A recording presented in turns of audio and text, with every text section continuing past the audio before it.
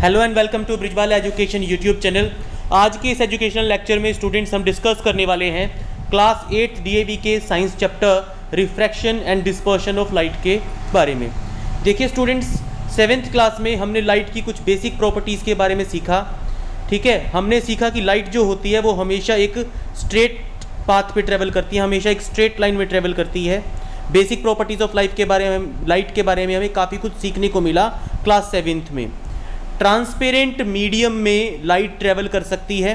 अगर कोई OPEC medium light के रास्ते में आ जाता है तो वो क्या हो जाती है, रिफ्लेक्ट हो जाती है। कोई भी पॉलिश्ड सरफेस अगर लाइट के रास्ते में आ जाती है तो भी वो क्या हो जाती है, रिफ्लेक्ट हो जाती है। और इस प्रोसेस को नाम दिया गया था reflection of light. For example, यहाँ पे एक दीवार है स्टूडेंट्स, इसके ऊपर अगर लाइट रे टकराएगी तो वो क्या हो जाएगी, उसी मीडियम में वापस चली जाएगी। This is called reflection of light. इसी तरीके से हमने वहाँ पे 2 रिफ्लेक्शन ऑफ लाइट के लॉज भी पढ़े थे। आगे देखिए, अक्सर हमने ये ऑब्जर्व किया है एक दो जगह पे कि लाइट रे जब एक ट्रांसपेरेंट मीडियम से दूसरे ट्रांसपेरेंट मीडियम में एंटर करती है तो वो थोड़ा सा बेंड हो जाती है, और इसी बेंडिंग को कहा जाता है refraction of light. For example, आप सबको पता है एयर जो है वो भी एक ट्रांसपेरेंट मीडियम है, वाटर जो है वो भी एक ट्रांसपेरेंट मीडियम है। तो जब भी लाइट एयर से वाटर जाएगी या वाटर से एयर में जाएगी, तो जब भी लाइट एक ट्रांसपेरेंट मीडियम से दूसरे ट्रांसपेरेंट मीडियम में जाएगी तो उसका रास्ता हल्का सा बेंड हो जाएगा, हल्का सा चेंज हो जाएगा। इसी को हम क्या बोलते हैं, रिफ्रैक्शन ऑफ लाइट बोलते हैं। देखिए यहाँ पे इसने क्या बताया है, when a ray of light propagating in one transparent medium enters another transparent medium, it is observed to change its direction of propagation or it bends its path। तो इसने भी वही बात बताई है कि जब लाइट रे एक ट्रांसपेरेंट मीडियम से दूसरे ट्रांसपेरेंट मीडियम में एंटर करती है तो उसका रास्ता थोड़ा सा बदल जाता है, उसके रास्ते में से हल्का सा बेंड आ जाता है, और उसी बेंड को हम क्या बोलते हैं, रिफ्रैक्शन ऑफ लाइट बोलते हैं। अब ऐसा होता क्यों है, ऐसा होता है change in speed of light की वजह से। अगर स्टूडेंट्स आपसे कोई पूछे what is the cause of refraction, कोई अगर आपसे पूछने लग जाए कि what is the cause of refraction of light, जब भी लाइट एक मीडियम से दूसरे मीडियम में जाती है तो वो बेंड क्यों करती है, तो आप इसका जवाब देंगे students that there is a change in the speed of light. Light की जो स्पीड होती है स्टूडेंट्स वो अलग अलग ट्रांसपेरेंट मीडिया में अलग अलग होती है।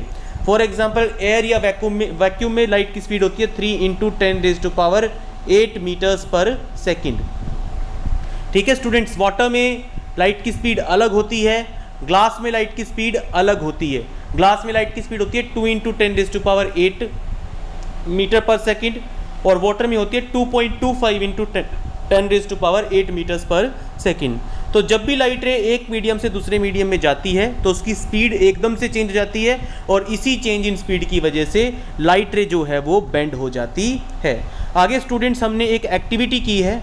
इस एक्टिविटी में देखिए हमने क्या ऑब्जर्व किया है, हमें 2 कॉइन्स लेने हैं, उनमें से एक कॉइन को हमें टेबल के ऊपर रख देना है, दूसरे कॉइन को उसी टेबल के ऊपर रखे हुए पानी से भरे एक कांच के बर्तन में डाल देना है।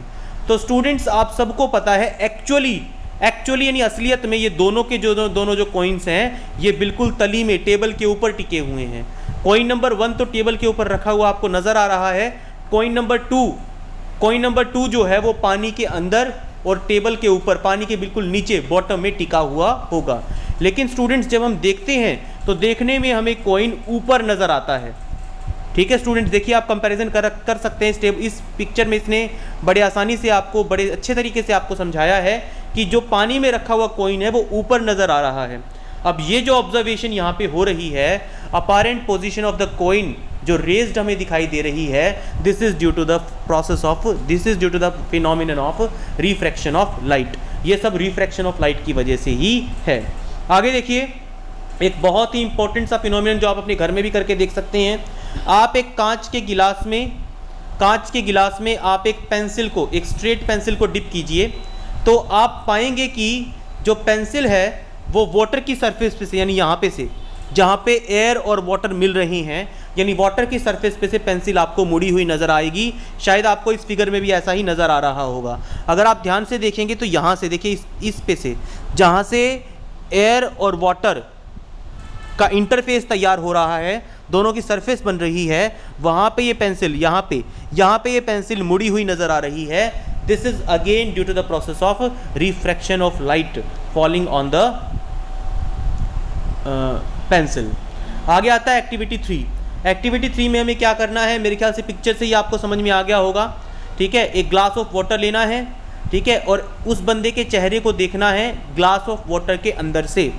तो आप देखेंगे कि जब आपको इस तरीके से देखना है कि आधा फेस तो आपको ग्लास में से नज़र आए और आधा फेस आपको हवा में से नज़र आए। देखिए ये हवा में से फेस नज़र आ रहा है और ये जो फेस है ये ग्लास ऑफ वाटर में से नज़र आ रहा है। तो आप देखिए स्टूडेंट्स, ये मुड़ा हुआ नज़र आ रहा है आपको, बेंडिंग ऑफ लाइट यहाँ पे बड़े आसानी से नज़र आ रही है। This is again due to the refraction of light. पहले केस में लाइट ग्लास के थ्रू रिफ्रैक्ट हो रही है, दूसरे केस में लाइट रिफ्रैक्ट नहीं हो रही है, इसलिए आपको रिफ्रैक्शन की वजह से फेस प्रॉपरली नज़र नहीं आ रहा है। इन सारी एक्टिविटीज़ से हमें रिफ्रैक्शन ऑफ लाइट के बारे में काफ़ी कुछ सीखने को मिलता है। यानी हम ये कह सकते हैं कि जब लाइट रे बेंड होती है, जब भी ये एक ट्रांसपेरेंट मीडियम से दूसरे ट्रांसपेरेंट मीडियम में जाती है, तो उस फिनोमिनन को हम क्या बोलते हैं, रिफ्रैक्शन ऑफ लाइट बोलते हैं। हमारी डे टू डे लाइफ में कई जगह हम रिफ्रैक्शन ऑफ लाइट के इफेक्ट्स देखते हैं। स्टूडेंट्स, एक और बहुत इंपॉर्टेंट पॉइंट यहाँ पे नोट करने वाला है, ये चीज़ ओब्लिकली। ओब्लिकली का मतलब होता है टेढ़ा। देखिए अगर लाइट रे सीधी गिरेगी, सरफेस के ऊपर अगर सीधी गिरेगी तो रिफ्रैक्शन नहीं होगा, वो सीधी की सीधी निकल जाएगी, there will not be any refraction.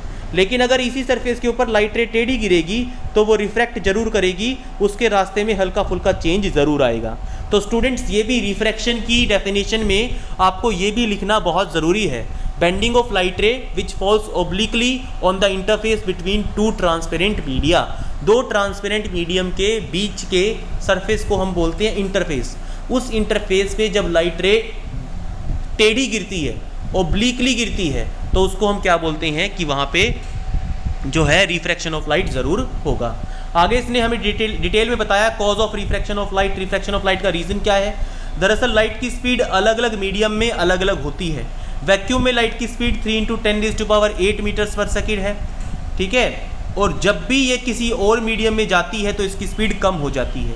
इसी change in speed of light की वजह से लाइट रे क्या हो जाती है, बेंड हो जाती है जब ये एक मीडियम से दूसरे मीडियम में जाती है। तो इसका मतलब ये कह सकते हैं change in the speed of light is the main reason for refraction. अब लाइट की जो स्पीड होती है स्टूडेंट किसी भी मीडियम में, वो डिपेंड करती है उस मीडियम की ऑप्टिकल डेंसिटी के ऊपर। दोबारा बताता हूँ, लाइट की speed in a given medium, speed of light in a given medium will depend on the optical density of that medium. इसका मतलब कहने का ये है कि जिस मीडियम में की ऑप्टिकल डेंसिटी जितनी ज़्यादा है उसमें लाइट की स्पीड उतनी ही कम होगी। यानी optical density and speed of light are inversely proportional to each other. Optical density जितनी ज़्यादा होगी, स्पीड ऑफ लाइट उतनी ही कम होगी। जितनी ज़्यादा speed of light, optical density उतनी ही कम। वैक्यूम की ऑप्टिकल डेंसिटी स्टूडेंट सबसे कम होती है, इससे कम ऑप्टिकल डेंसिटी किसी चीज़ की नहीं होती। इसका मतलब लाइट की स्पीड सबसे मैक्सिमम वैक्यूम में ही होगी। यानी आप ये ध्यान रखें कि ऑप्टिकल डेंसिटी और स्पीड ऑफ लाइट का उल्टा रिलेशन है आपस में। देखिए मान लीजिए आपको दो मीडियम दे रखे हैं, दोनों मीडियम में से जिसमें स्पीड की लाइट की स्पीड ज़्यादा होगी उसको तो हम बोलेंगे ऑप्टिकली रेयरर मीडियम, यानी उसकी ऑप्टिकल डेंसिटी कम है इसलिए उसको हमने रेयरर मीडियम बोला है। और जिस मीडियम में स्पीड ऑफ लाइट कम होगी उसको हम बोलेंगे ऑप्टिकली डेंसर मीडियम। तो जिसकी ऑप्टिकल डेंसिटी कम है उसको हमने बोला ऑप्टिकली रेयरर मीडियम, जिसकी ऑप्टिकल डेंसिटी ज़्यादा है उसको हमने बोला ऑप्टिकली डेंसर मीडियम। यहाँ देखिए, ज़्यादा ऑप्टिकल डेंसिटी का मतलब लो speed of light, low optical density का मतलब हाई स्पीड ऑफ लाइट। आगे देखिए स्टूडेंट्स, इसने अप्रोक्सीमेटली बताया है वैक्यूम में लाइट की स्पीड 3 × 10⁸ मीटर पर सेकेंड, इनके पीछे इंटू 10⁸ और लगा लें आप सबके पीछे। एयर में भी लगभग इतनी ही होती है, थोड़ा बहुत फर्क पड़ता है। वाटर में 2.25 × 10⁸ मीटर पर सेकेंड, ग्लास में 2 × 10⁸ मीटर पर सेकेंड और डायमंड में 1.25 × 10⁸ मीटर पर सेकेंड। आगे आता है students, do you know ray of light हमेशा रिफ्रैक्ट नहीं करती, ठीक है। जो बाउंड्री होती है दोनों मीडियम के बीच में वो विजिबल नहीं होती अगर दोनों मीडियम का रिफ्रैक्टिव इंडेक्स इक्वल है। तो देखिए स्टूडेंट्स, ये काफ़ी उलझाने वाली लैंग्वेज इसने लिख रखी है, मैं आपको इजी लैंग्वेज में बताता हूँ। मान लीजिए दो मीडियम है, एक मीडियम नंबर 1 है, एक मीडियम नंबर 2 है। लाइट रे मीडियम 1 से मीडियम 2 में जा रही है, हो सकता है रिफ्रैक्शन ना हो। क्यों?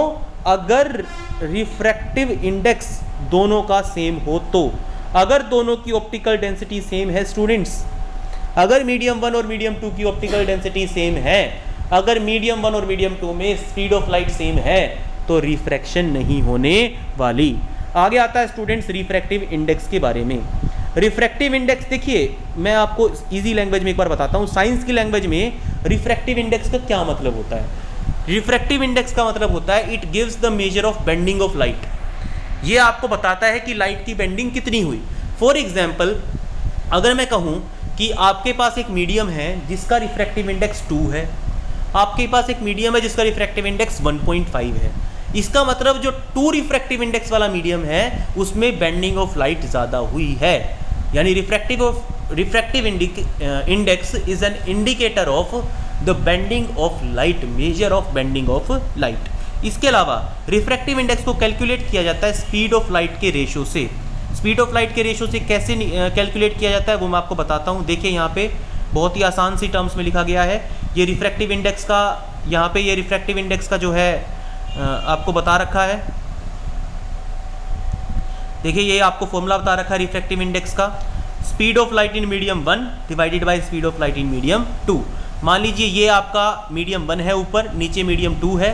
अगर लाइट रे मीडियम 1 से मीडियम 2 में जा रही है तो आप रिफ्रैक्टिव इंडेक्स अगर निकालना चाहते हैं तो उसको निकालने का बड़ा सिंपल सा तरीका है, speed of light in medium 1 divided by speed of light in medium 2, दोनों का रेशो निकाल दीजिए, that will be your refractive index.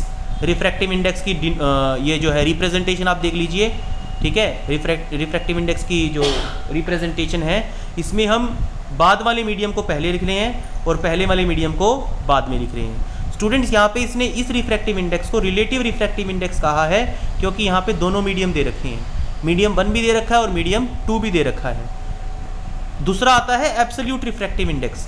Absolute refractive index में आपको सिर्फ एक मीडियम गिवन होगा, दूसरा मीडियम आप वैक्यूम मानेंगे। दूसरा मीडियम हम ऑटोमेटिकली मान लेते हैं, जो कि क्या मान लेते हैं, हमेशा हम उसको वैक्यूम ही मानते हैं, हमेशा वैक्यूम मानते हैं हम उसको।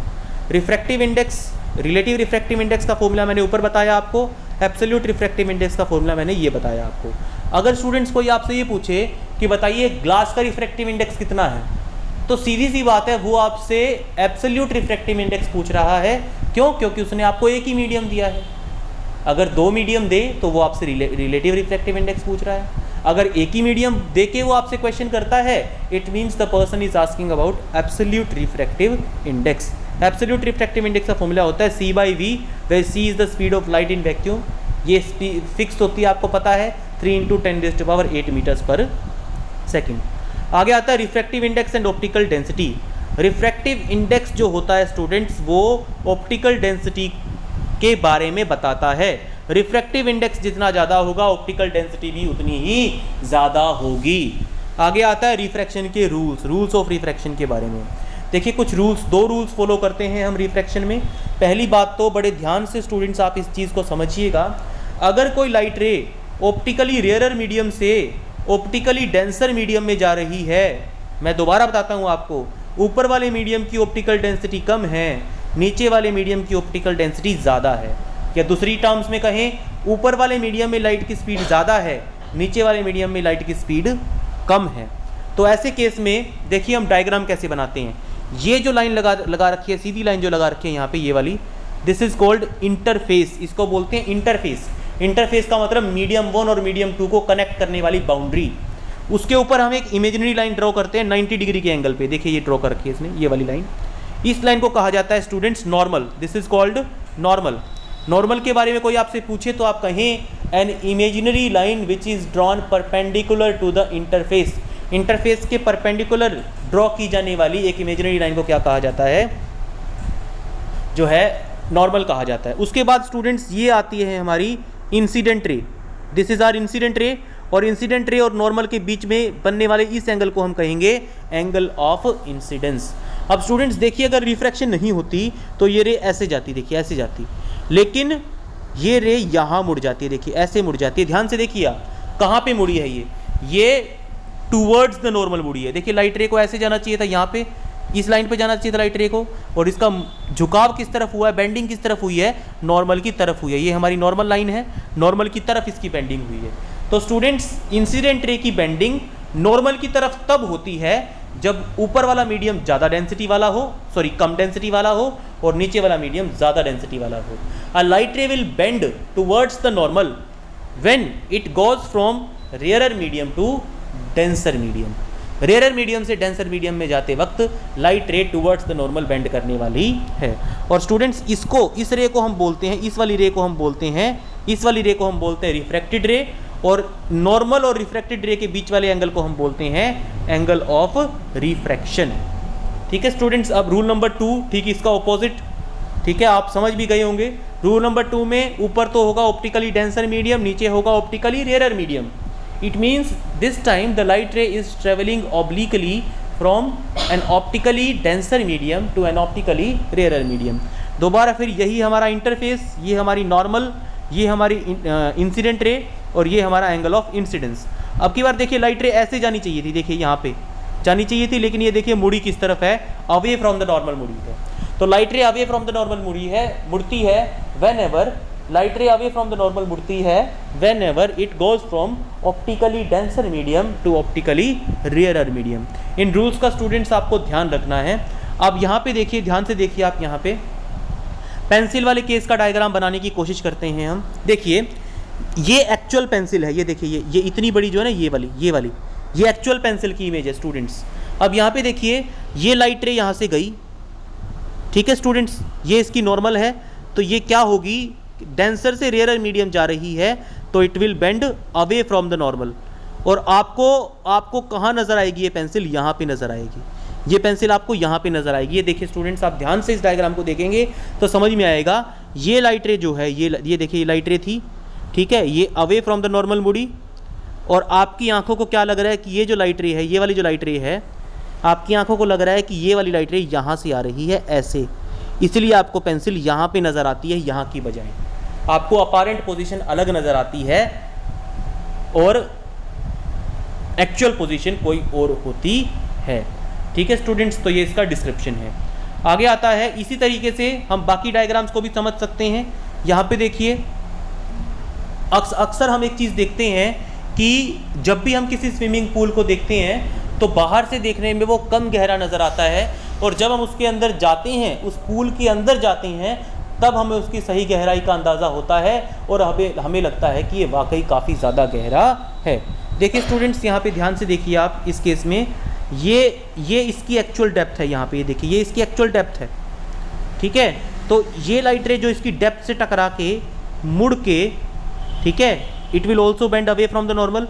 यहाँ पे आपकी आंखें हैं, आपकी आंखों को लग रहा है कि जो लाइट रे है, आपकी आंखों को लग रहा है कि ये जो लाइट रे है ये यहाँ से आ रही है, और आपकी आंखों को धोखा हो रहा है, और ये आपको लगता है कि पूल की डेप्थ है, आपको ये पूल की डेप्थ दिखाई देती है, जबकि पूल की एक्चुअल डेप्थ ये है। तो स्टूडेंट्स, अपारेंट डेप्थ जो आपको नज़र आती है, रियल डेप्थ जो कि एक्चुअली होती है। सेम केस स्टूडेंट्स बिल्कुल यहाँ पे बन रहा है, इस वाले डायग्राम में सेम केस बन रहा है। यहाँ पे भी ये देखिए, ये कप की ओरिजिनल डेप्थ है, यहाँ पे कॉइन रखा हुआ है, यहाँ पे कॉइन रखा हुआ है, लेकिन यहाँ पे रिफ्रैक्शन ऑफ लाइट होता है और आपको लगता है कि लाइट रे यहाँ से आ रही है, और आपका कॉइन यहीं नज़र आता है, आपकी आंखों को कॉइन यहाँ नज़र आता है, लेकिन एक्चुअल में कॉइन यहाँ नहीं है। आगे आता है students, refraction of light through a glass slab. Glass slab वाला एक्सपेरिमेंट हमें करना है स्टूडेंट्स, ठीक है। देखिए क्या करना है आपको, एक ऐसे रूम में जाइए जहाँ पे थिक कर्टन्स हों, विंडोज़ के ऊपर थिक कर्टन्स लगा रखे हों, ऐसे में जाइए आप, विंडो कर्टन्स को आप जो है ढक दीजिए, डोर्स को बंद कर दीजिए, सिर्फ एक छोटा सा पिन होल होना चाहिए, ठीक है, जिसमें से लाइट की छोटी सी बीम रूम के अंदर आ रही है। ये जो लाइट की छोटी सी बीम है, इसके ऊपर आपको डस्ट पार्टिकल्स नज़र आएंगे। शायद आपने भी ये चीज़ ऑब्जर्व की हो अक्सर कि अगर किसी कमरे में एक खिड़की है छोटी सी, उस खिड़की में से अगर धूप अंदर आ रही है, सनलाइट अंदर आ रही है, तो उस सनलाइट में हमें बहुत सारे छोटे छोटे पार्टिकल्स तैरते हुए नज़र आते हैं, बहुत सारे छोटे छोटे पार्टिकल्स, ठीक है। अब आपको एक थिक रेक्टेंगुलर स्लैब लेनी है, ये देखिए रेक्टेंगुलर स्लैब आपको दिखा रखी है डायग्राम में। ठीक है, और उस रेक्टेंगुलर स्लैब को उस लाइट के रास्ते में रख देना है जो उस अंधेरे कमरे में एक पिन होल से आ रही है। हम देखेंगे कि पेंसिल ऑफ, वो जो लाइट की बीम है, यहाँ पे पेंसिल ऑफ लाइट, लाइट की बीम को कहा गया है, लाइट को कहा गया है कि वो जो लाइट की बीम है स्टूडेंट्स, वो ग्लास स्लैब से जब आती है तो उसकी ओरिजिनल पोजीशन चेंज हो जाती है। देखिए वो यहाँ से आ रही थी शुरू में, लेकिन ग्लास स्लैब में से पास करने के बाद वो यहाँ से आ रही है, यानी उसकी पोजीशन चेंज हो रही है, it is changing its position. आगे इसने क्या कहने के लिए कहा है, देखिए क्या करने के लिए कहा है। इसने कहा है कि एक लॉन्ग थिक स्ट्रेट लाइन बनाइए वाइट पेपर शीट पे स्केच पेन या मार्कर की हेल्प से। इस शीट को टेबल टॉप पे रखिए। अब एक ग्लास स्लैब लीजिए, ग्लास स्लैब को उस लाइन के ऊपर इस तरीके से रखिए कि वो 30 डिग्री का एंगल बनाए। देखिए देखिए मैं बताता हूँ आपको। मान लीजिए ये लाइन है आपकी, मान लीजिए आपने पेपर के ऊपर ये लाइन ड्रॉ कर रखी है, तो आपको ग्लास स्लैब को इस तरीके से रखना है, ग्लास स्लैब को इस तरीके से रखना है। मान लीजिए मैं ग्लास स्लैब को ऐसे रख रहा हूँ, तो इन दोनों ग्लास स्लैब और इसके बीच में कितने का एंगल बनना चाहिए, 30 डिग्री का एंगल बनना चाहिए। तो आप पाएंगे कि जो ग्लास स्लैब के अंदर वाली लाइट है वो आपको मुड़ी हुई नजर आती है। देखिए डायग्राम में देखिए आप ध्यान से, जो डायग्राम बुक में बनाया गया है, देखिए ये लाइट रे आपको नजर आएगी बिल्कुल ठीक, ये लाइट रे आपको नजर आएगी बिल्कुल ठीक, लेकिन जो ग्लास स्लैब के अंदर से आप लाइट का पार्ट देख रहे हो ना, लाइन का पार्ट देख रहे हो, वो ऐसे मुड़ा हुआ आपको नजर आएगा जैसा कि डायग्राम में दिखा रखा है। ठीक है स्टूडेंट्स, और यही काम जब हम 90 डिग्री एंगल के साथ करेंगे ना, मान लीजिए ये तो लाइट रे है, ये लाइट रे ऐसे सीधी, आपने ग्लास स्लैब को 90 डिग्री के एंगल पे रख दिया ऐसे। अब की बार आपको लाइट रे मुड़ी हुई नजर नहीं आएगी, क्योंकि मैंने आपको पहले भी कहा था जब लाइट रे 90 डिग्री के एंगल पे परपेंडिकुलरली गिरती है इंटरफेस पे तो रिफ्रैक्शन नहीं होता है, सिर्फ लाइट की स्पीड चेंज होती है।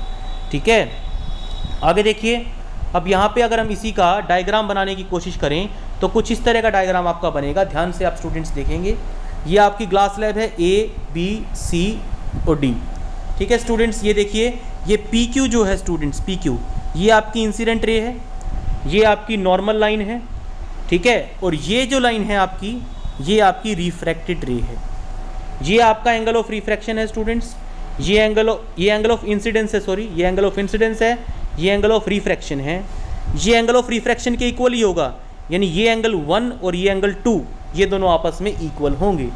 उसके बाद देखिए, उसके बाद लाइट रे दोबारा बेंड करेगी और ये वाली लाइट रे आएगी हमारे सामने। इस लाइट रे को कहा जाता है एमर्जेंट रे।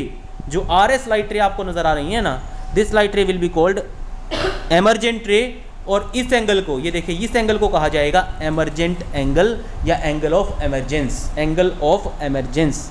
आगे देखिए स्टूडेंट्स, ये जो हमारी एमर्जेंट रे है RS और जो हमारी इंसिडेंट रे है PQ, ये दोनों एक दूसरे के पैरेलल हैं। ये देखिए आगे बढ़ाने पे हमें नज़र आ रहा है।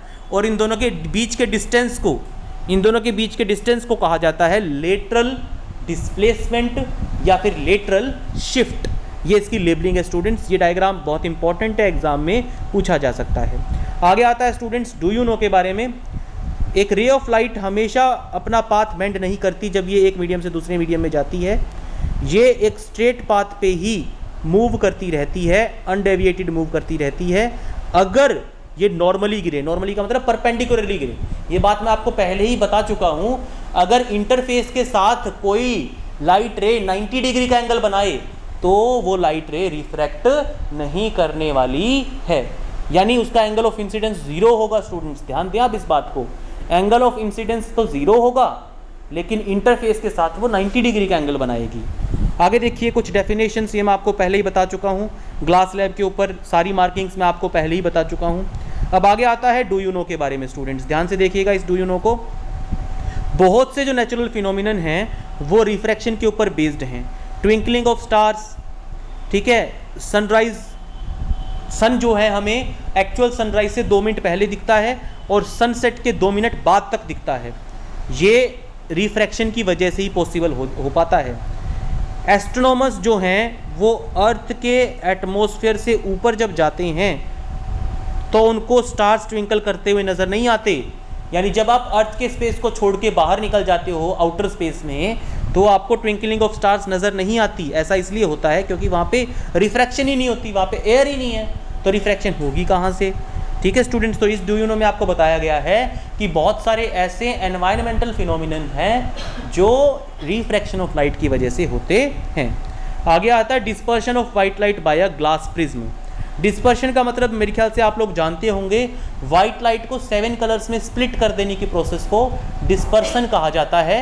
और जो 7 कलर्स का बैंड बनता है, विबग्योर बोलते हैं हम उसको, VIBGYOR, violet, indigo, blue, green, yellow, orange, red, इस 7 कलर्स के बैंड को कहा जाता है स्पेक्ट्रम। चलिए स्टूडेंट शुरू करते हैं इस टॉपिक को। प्रिज्म जो होता है स्टूडेंट वो एक ट्रांसपेरेंट मटेरियल का बना हुआ होता है, ठीक है। उसकी 2 प्लेन सरफेसेस होती हैं और एक एंगल होता है बीच में। ये देखिए इस तरह का होता है प्रिज्म, इस तरह का प्रिज्म दिखाई देता है आपको, ये होता है प्रिज्म। देखिए ध्यान से देखिए आप प्रिज्म को, ये ट्रायंगुलर सरफेसेस होती हैं इसकी, ट्रायंगुलर 3D ट्रायंगल होता है एक तरह का ये। इसको वर्टिकल एंगल या फिर एंगल ऑफ द प्रिज्म कहा जाता है इस एंगल को। और ये 2 इंक्लाइंड सरफेसेस, एक ये वाली और एक इसके पीछे वाली यहाँ वाली सरफेस, ये दोनों इंक्लाइंड सरफेसेस हैं। 1686 में सर इसैक न्यूटन ने एक्सपेरिमेंट्स किए, वाइट लाइट को ग्लास प्रिज्म में से पास करवाया। उन्होंने एक नैरो बीम ऑफ लाइट को ग्लास प्रिज्म में से पास करवाया। जो एमरजेंट लाइट थी उसको एक वाइट स्क्रीन के ऊपर देखा, तो उन्होंने देखा कि जो वाइट स्क्रीन के ऊपर लाइट दिखाई दे रही है उसमें 7 कलर्स दिखाई दे रहे हैं। यानी ग्लास प्रिज्म में से जब आप लाइट को गुजारेंगे तो white light will turn into 7 different colours. ये 7 वो रंग होते हैं, violet, indigo, blue, green, yellow, orange and red, जो कि रेनबो में दिखाई देते हैं। एक प्रिज्म जो होता है स्टूडेंट्स वो रेक्टेंगुलर ग्लास स्लैब से अलग होता है। रेक्टेंगुलर ग्लास स्लैब के ऊपर जब वाइट लाइट गिर रही थी स्टूडेंट्स तो लेटरल डिस्प्लेसमेंट हो रहा था। 7 कलर्स में लाइट डिवाइड नहीं कर रही थी वहाँ पे, लेकिन यहाँ पे लाइट 7 कलर्स में डिवाइड कर रही है, जैसा कि आपको इस डायग्राम में नज़र आ रहा है। हमने यहाँ पे डाली तो वाइट लाइट है, लेकिन हमें मिल रही है 7 डिफरेंट कलर्स ऑफ लाइट। ठीक है स्टूडेंट्स, ये लाइट रे को सिर्फ डेविएट बेंड नहीं करता बल्कि उसको 7 कलर्स में स्प्लिट भी कर देता है। इस फिनोमिनन को डिस्पर्शन ऑफ लाइट के नाम से जाना जाता है। एयर में जो होते हैं, देखिए स्टूडेंट्स, एयर में सारे कलर्स, वाइट लाइट, देखिए मैं आपको इसका रीज़न बताता हूँ। वाइट लाइट जो स्टूडेंट्स हमें दिखाई देती है अपने आसपास, सनलाइट की बात कर लेते हैं एक बार। Sunlight is actually made up of 7 different colours. ये 7 अलग अलग कलर्स का एक जो होती है ना जोड़ होती है, 7 अलग अलग कलर्स का एक जोड़ होती है वाइट लाइट आपको जो नज़र आती है। इसमें 7 अलग अलग वेवलेंथ्स होती हैं। स्टूडेंट्स, कलर डिपेंड करता है लाइट की वेवलेंथ के ऊपर। अब जब तक ये सारे कलर्स, ये सारी वेवलेंथ्स एयर में ट्रेवल कर रही थी तो ये सारी एक ही स्पीड से ट्रेवल कर रही थी, इसलिए ये सारी मिलके, 7 कलर मिलके आपको वाइट कलर नज़र आ रहा था। लेकिन जब ये लाइट रे, वाइट लाइट रे प्रिज्म के अंदर गई तो 7 के 7 कलर्स का जो बेंडिंग हुआ वो अलग अलग एंगल्स पे हुआ। किसी का बेंडिंग कम हुआ, किसी का बेंडिंग ज़्यादा हुआ। फॉर एग्जाम्पल, रेड की बेंडिंग जो होगी स्टूडेंट्स, यहाँ पे देखिए इसमें रेड की बेंडिंग सबसे कम होगी। ये देखिए आपको दिखाई दे रहा होगा यहाँ पे, इसमें रेड की बेंडिंग सबसे कम होगी, वायलेट की बेंडिंग सबसे ज़्यादा होगी। तो अलग अलग एंगल्स पे बेंड करते हैं ये जब भी ये किसी ग्लास प्रिज्म में से गुजरते हैं। तो इसीलिए अलग अलग एंगल्स पे बेंड करने की वजह से ही, इनकी स्पीड अलग अलग हो जाने की वजह से ही 7 कलर अलग अलग नज़र आने लगते हैं। ठीक है स्टूडेंट्स, इनकी 7 की स्पीड अलग अलग होगी, इसलिए इनका एंगल भी अलग अलग होगा। कोई जैसे यहाँ पे देखिए इसने बताया वॉयलेट कलर की मिनिमम डेविएशन, वॉयलेट कलर की जो डेविएशन है वो सबसे ज़्यादा होगी, रेड कलर की जो डेविएशन है वो सबसे कम होगी। वॉयलेट की जो स्पीड है वॉयलेट कलर की जो स्पीड है ग्लास में वो मिनिमम होगी, रेड कलर की जो स्पीड है वो मैक्सिमम होगी ग्लास प्रिज्म के अंदर। आगे देखिए इसने स्टूडेंट्स हमें एक एक्टिविटी करने के लिए कहा है। इस एक्टिविटी से हम समझेंगे कुछ। देखिए, एक प्लेन मिरर लीजिए प्रॉपर साइज़ का, ठीक है, उसको एक बॉल में प्लेस कीजिए जैसा कि इसने यहाँ पे दिखाया है। उस बॉल को पानी से भर दीजिए और उसको, इस पूरी अरेंजमेंट को, यानी जिस बॉल में आपने पानी और प्लेन मिरर रख रखा है उसको खिड़की के पास रखिए इस तरीके से कि लाइट रे उसके ऊपर गिरे। पावरफुल, या तो आप टॉर्च लाइट का यूज़ कर लीजिए या फिर आप सनलाइट, खिड़की से आ रही सनलाइट के रास्ते में उसको रख दीजिए। बॉल की पोजीशन को एडजस्ट कीजिए इस तरीके से कि प्लेन मिरर लाइट को दीवार के ऊपर रिफ्लेक्ट करे, तो आप स्टूडेंट्स देखेंगे कि आपको दीवार पे 7 अलग अलग कलर्स दिखाई देंगे। तो इस बात से प्रूव होता है कि जो व्हाइट लाइट होती है, सनलाइट होती है, it is actually made up of 7 different colours. आगे देखिए स्टूडेंट्स, डू यू नो में क्या कहा गया है? रेड, ब्लू और ग्रीन ये प्राइमरी कलर्स कहे जाते हैं। ये 3 बेसिक कलर्स हैं नेचर के। इन तीनों कलर्स को प्रॉपर रेशो में मिक्स करके हम बाकी सारे कलर ऑब्टेन कर सकते हैं, जैसा कि इसने फिगर में आपको बताने की कोशिश की है। कोई भी कलर जिसको इन 3 कलर से बनाया जाता है उसको कहा जाता है कॉम्पोजिट कलर। आगे आता है students rainbow formation. Rainbow formation dispersion का ही एक एग्जाम्पल है। रेनबो फॉर्मेशन में आप में से ज़्यादातर ने कभी ना कभी रेनबो ज़रूर देखा होगा। ये काफ़ी ब्यूटीफुल नेचुरल सीन होता है।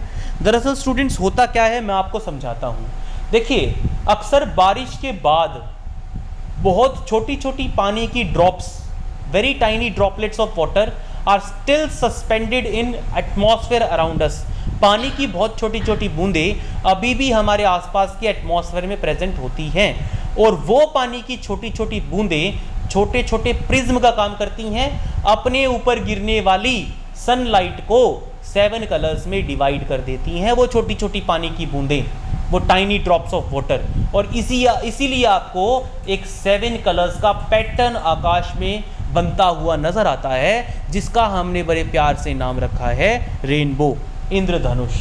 ठीक है स्टूडेंट्स, एक बार और बताता हूं, जो बारिश के बाद या बारिश के वक्त जो छोटी छोटी पानी की बूंदें एटमॉस्फेयर में प्रेजेंट होती हैं, वो छोटे छोटे ग्लास प्रिज्म का काम करती हैं, अपने ऊपर गिरने वाली लाइट रेज को 7 कलर्स में स्प्लिट कर देती हैं, जिसकी वजह से आपको आसमान में 7 कलर्स का पैटर्न यानी रेनबो नजर आता है। ये स्टूडेंट्स इस चैप्टर का पार्ट 1 वीडियो है। अगर आप चैप्टर को आगे देखना चाहते हैं तो पार्ट 2 वीडियो में आपको समझाया जाएगा आगे का चैप्टर। उसका पार्ट 2 वीडियो का लिंक आपको वीडियो डिस्क्रिप्शन में मिल जाएगा। Thank you students.